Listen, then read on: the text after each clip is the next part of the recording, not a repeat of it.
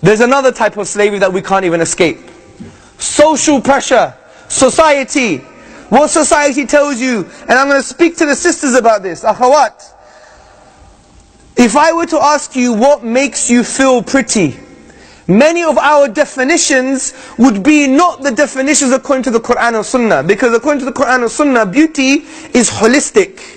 We don't say, does he have a nice arm? Does he have a nice ear? Does he have a nice eyes? We don't reduce people to single parts. We see them holistically. That's why our deen is a deen of oneness. That's why we see the inner aspects of beauty and the outer aspects of beauty, and it's all together. But if I were to ask you, you'd probably give me a reductionist view on beauty, meaning, oh, if I have nice eyes, or if I have nice fingers, for example. This attitude itself has not come from your fitrah, and it hasn't come from the deen. It's come from advertisements like L'Oreal because I'm worth it. Yeah? Isn't it? We see this all the time, and it permeates our society, and it develops something called the social norm. The social norm. Let me give you an example. I used to be an international project manager. I used to work for the government many years ago.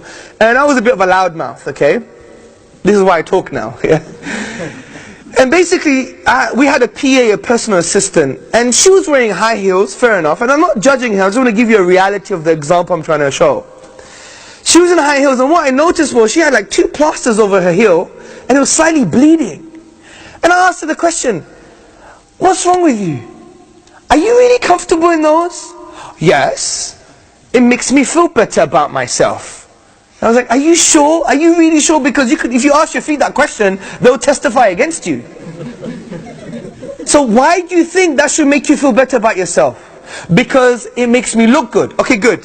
Why does it make you look good, and by whose definition? Is it really yours? And then I made her think, and this is the power of questioning. Wallahi, dawah is just about questioning. The Quran gives you questions. وَفِي أَنفُسِكُمْ أَفَلَا تُبْصِرُونَ. And in themselves, do they not see? أَوَلَمْ يَتَفَكَّرُوا فِي أَنفُسِهِمْ. Do they not reflect within themselves? أَفَلَا يَنْظُرُونَ إِلَى الْإِبِلِ كَيْفَ خُلِقَاتٍ. Have you not seen the camel and how it was created? Questions, questions. Allah doesn't always give you answers. He's giving you these questions to direct you through this madness of life, to come to a conclusion that Allah is one and that He should be worshipped. So use questioning as well. Use the power of the Quran. So when you give them the tools of questioning, they're like, you know what? And then she took her shoes off. Because she understands this is not really me. It's not in line with my fitrah. It's a socialization. It's been as a result of the media. And you know why human beings are social animals? I did psychology at university, and one of the reasons are that human beings by their very nature, they want certainty. They want certainty. They want to feel certain. They want to have yaqeen.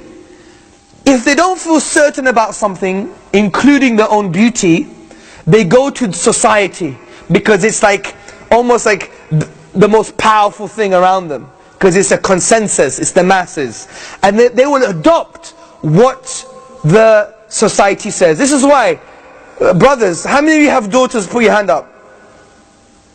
May Allah bless your daughters, many of you. Let me give you some advice. Make sure from a very young age, your daughter feels she's intelligent. Your daughter feels she's beautiful.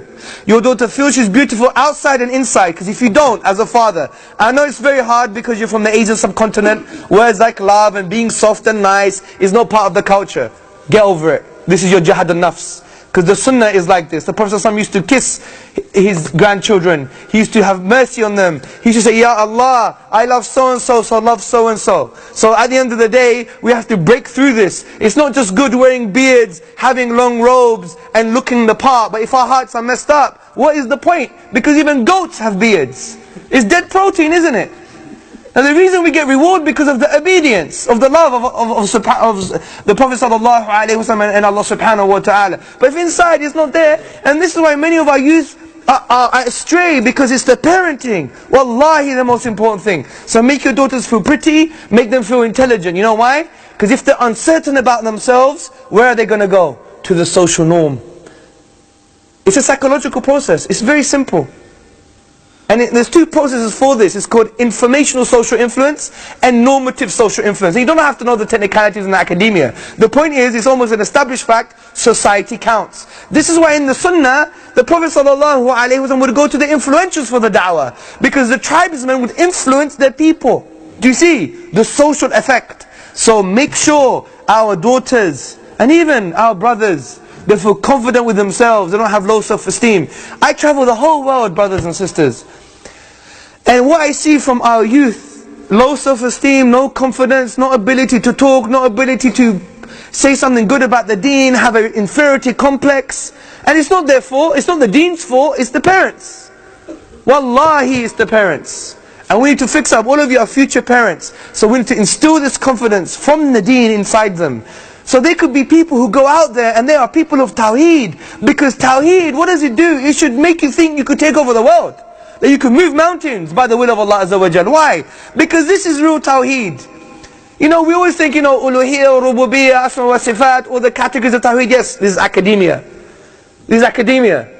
But what does it really mean? What do we say about Allah sometimes? La hawla wa la quwwata illa billah. There is no true power apart from the power of Allah subhanahu wa ta'ala. If this is true, here, not here, here. If it's true, then it should change our whole lives. We should never have an inferiority complex anymore. And we should believe that we could move mountains. Why?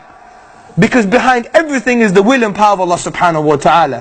When things happen, it's because of His will and because of His qudra, because of His power. Not because of Joe Blogs, the Zionists, media, Sky News, this, that, the other, the government, oh, I'm a victim. When did the Prophet ﷺ act like a victim? Never.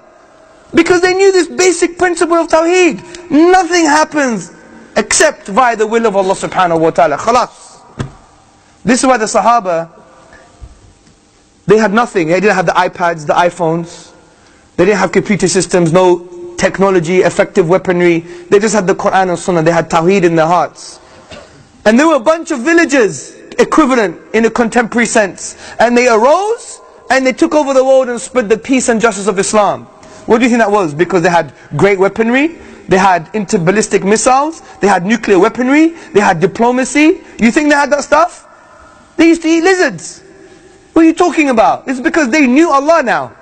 They knew Allah. And when they saw creation, they never said creation has intrinsic power. Meaning that this piece of creation with this human being or an obstacle, that has the power to change my destiny. Then you know, it's Allah Azza wa Jal.